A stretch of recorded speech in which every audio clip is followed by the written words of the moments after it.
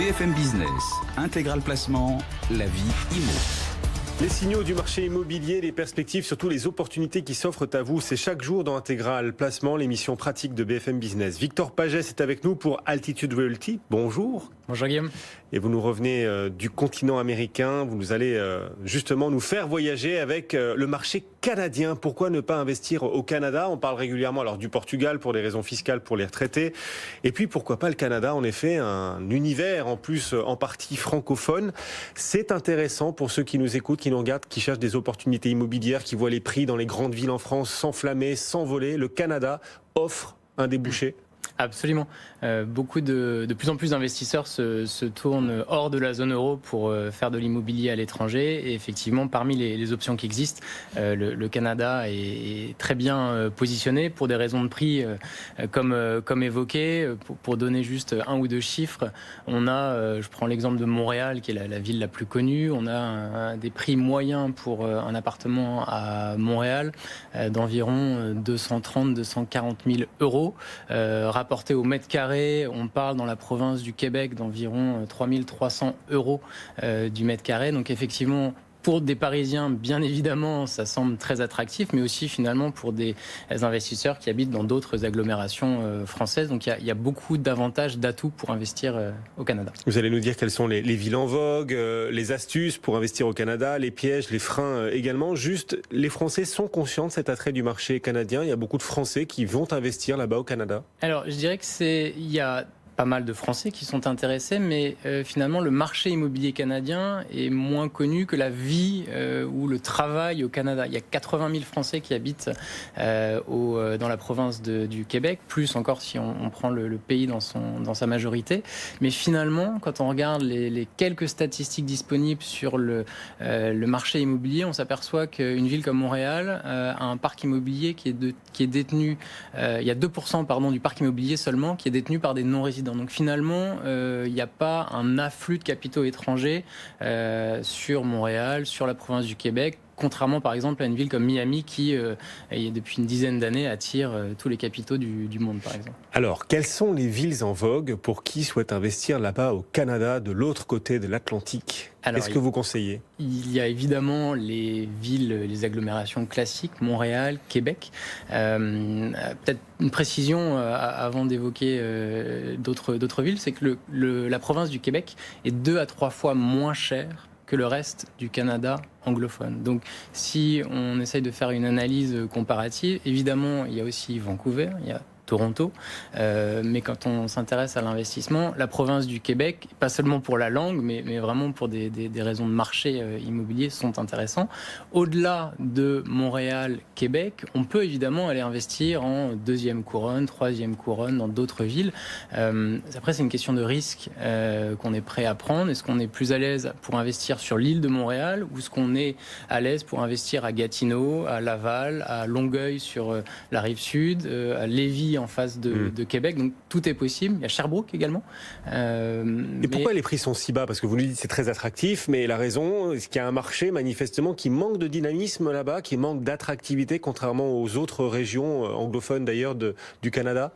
Il y a deux effets. Il y a le fait que effectivement beaucoup de capitaux ont été investis principalement ces dernières années sur le Canada anglophone. Ça c'est évident.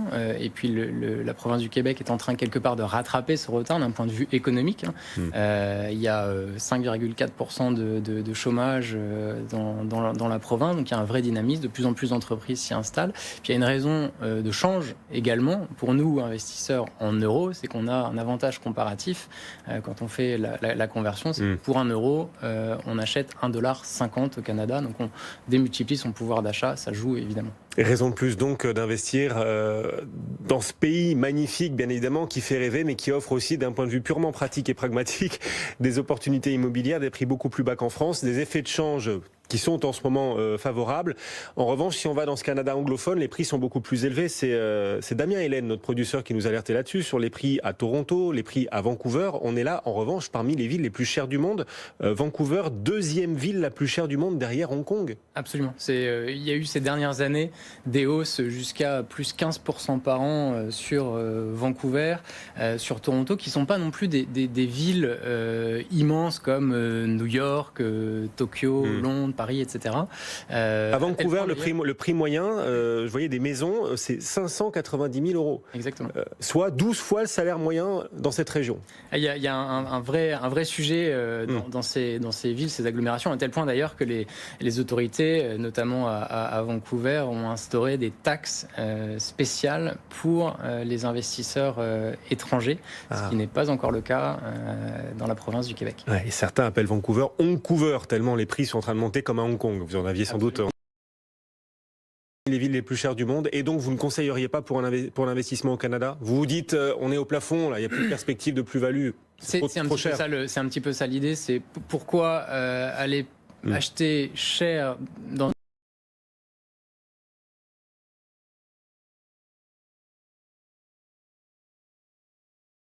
un marché liquide, une belle profondeur de marché, une demande locative qui est là, des avantages économiques, un bassin d'emploi. Alors très bien, je vous suis, on va au Québec, on va à Montréal, on va dans cette région où les prix sont plus bas, beaucoup plus accessibles, mais est-ce que si j'y investis aujourd'hui et que je revends dans quelques années, j'aurai des perspectives de plus-value? Les prix, ils restent bas, ils y restent en retard par rapport au reste du Canada. C'est attractif, mais est-ce qu'ils vont pas rester en retard? Est-ce qu'ils vont pas rester bas? Est-ce que mes plus-values, je peux m'asseoir dessus, pour parler vulgairement? Alors, être en retard, ça ne veut pas dire que le marché ne progresse pas. En l'occurrence, quand vous regardez les 10 dernières années sur le marché au Québec, on s'aperçoit que c'est un marché haussier depuis un certain nombre d'années, mais de façon assez stable. C'est-à-dire que le marché prend entre 2 et 4% par an en moyenne. Donc non, je ne pense pas qu'on s'assoit sur des plus-values. Au contraire, en revanche, on est certainement au Québec sur une stratégie de moyen terme. On est sur un marché patrimonial. On va jouer, en tout cas de mon point de vue, une sorte de sécurité immobilière. On va pas prendre beaucoup de risques. On va peut-être pas multiplier par 2 son investissement en 5 ans. Mais on a vraiment de belles perspectives néanmoins. Il y a des subtilités à connaître avant d'investir sur le marché canadien. Quand on est propriétaire là-bas, on est vraiment propriétaire ou on l'est juste pour quelques années, comme dans certains pays où on peut se retrouver piégé là comme ça? Et quelles sont les nuances canadiennes quand on investit? La première chose à savoir, c'est que ça reste très proche de ce qu'on connaît chez nous. Donc un investisseur français ne sera pas dépaysé comme ça peut être le cas dans d'autres pays. En revanche, oui, il y a des subtilités. Une première subtilité à laquelle je pense, c'est la rapidité avec laquelle les transactions se font. On parle de quelques semaines, 2, 3, 4 semaines. On close une opération. La fiscalité, la mise en conformité réglementaire évidemment est importante puisqu'on est à l'étranger. Il existe un prélèvement à la source sur les revenus fonciers, donc il y a un mécanisme à mettre en place au début. On est, je pense à un autre exemple sur la météo, évidemment, est particulière au Canada, donc il faut penser à des problématiques, par exemple, de déneigement, ne pas oublier qu'il y aura des frais, ce genre de choses auxquelles on n'est pas nécessairement habitué chez nous. Donc oui, il y a des petites subtilités. Maintenant, encore une fois... Vous pouvez avoir un grizzly qui se balade dans votre jardin éventuellement. Ça peut arriver. Ça peut arriver en plus. Mais oui. Et les banques françaises, elles acceptent de financer un achat à l'étranger comme ça? Je suis français basé ici, c'est facile, c'est plus facile qu'avant de trouver un crédit pour acheter ailleurs et notamment au Canada? Alors c'est l'un des avantages du Canada, c'est qu'on peut aller voir sa banque française, mais on peut surtout aller voir une banque locale, puisque en l'occurrence, il est relativement aisé d'emprunter pour financer une acquisition immobilière directement en dollars canadiens auprès d'une banque canadienne. C'est assez réglementé, il faut 35% d'apport.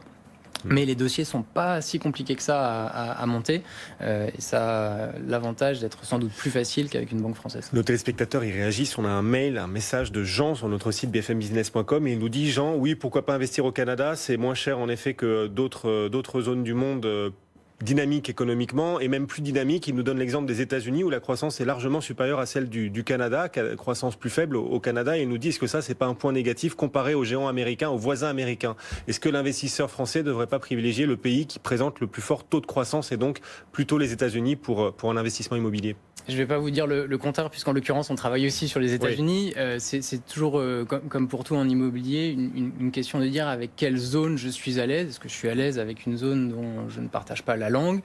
Oui, les États-Unis sont économiquement plus dynamiques, mais on a vu ces dernières années notamment qu'il peut y avoir aussi beaucoup de casses, notamment immobilières.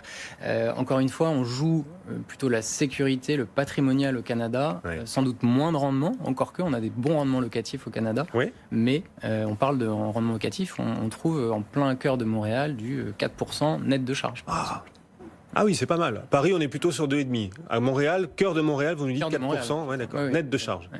Bon, bah voilà, ça fait autant d'opportunités pour ceux qui seraient éventuellement tentés de partir à l'aventure. Voilà, il y a aussi ces occasions, ces possibilités qu'offre le marché immobilier canadien et de nouvelles offres d'ailleurs qui poussent aussi pour aider les gens à investir à l'étranger. Vous-même, vous allez créer un fonds, c'est ça, pour faciliter la vie de ceux qui veulent prendre le large? C'est l'un des objectifs, absolument. Et c'est en cours. Merci beaucoup Victor Pagès d'être venu nous voir, Altitude Realty et ce zoom sur le marché canadien. À bientôt.